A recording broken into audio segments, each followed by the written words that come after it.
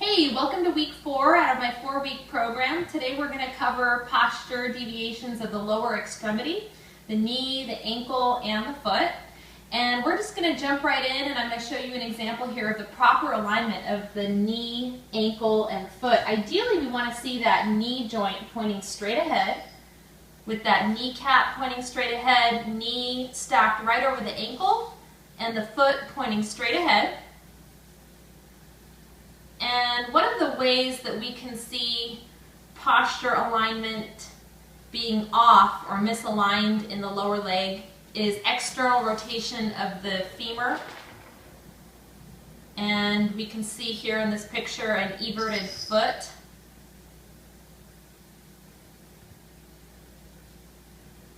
Another example here is internal rotation of the femur on the right leg here.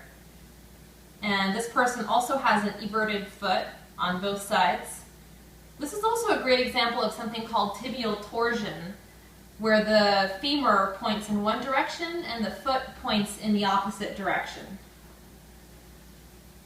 On the left side, we can see pronation on that left foot.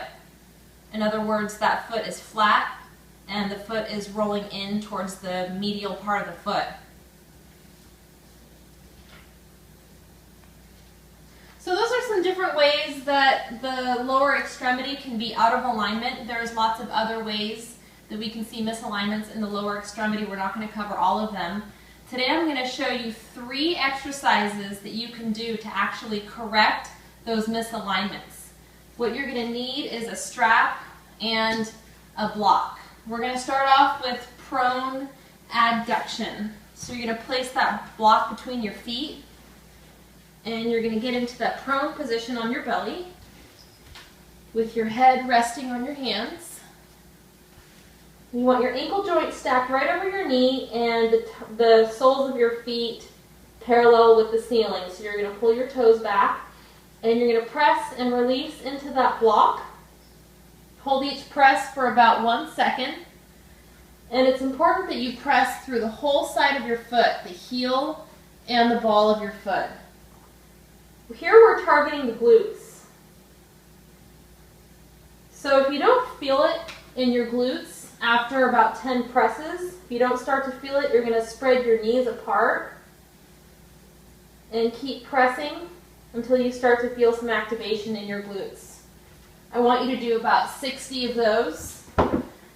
And now we're going to do 60 abductor presses.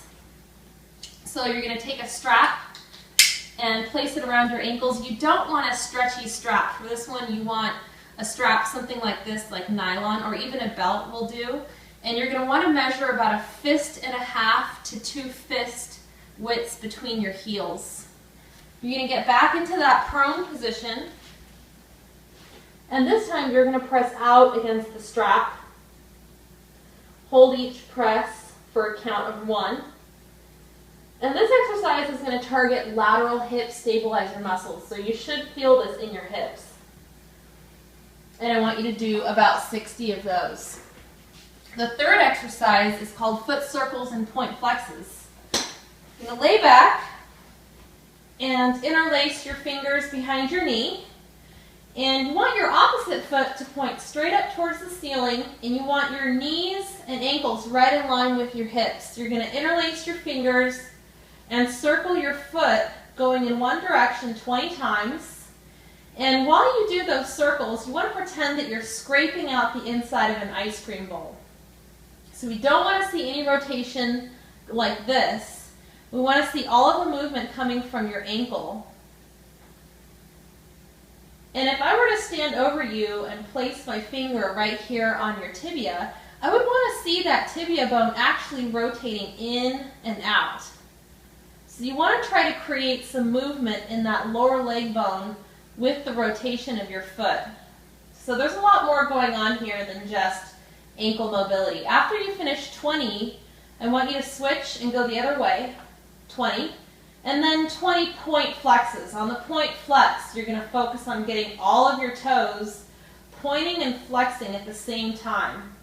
After you do 20, you're going to switch sides and repeat on the other leg. So thank you for watching week 4 out of my 4-week program. Just a heads up, if you haven't watched weeks 1 through 3, I highly recommend it. And if you have been keeping your log for the last 4 weeks, this would be a great time to check in, see how your body is feeling after doing these exercises for 4 weeks.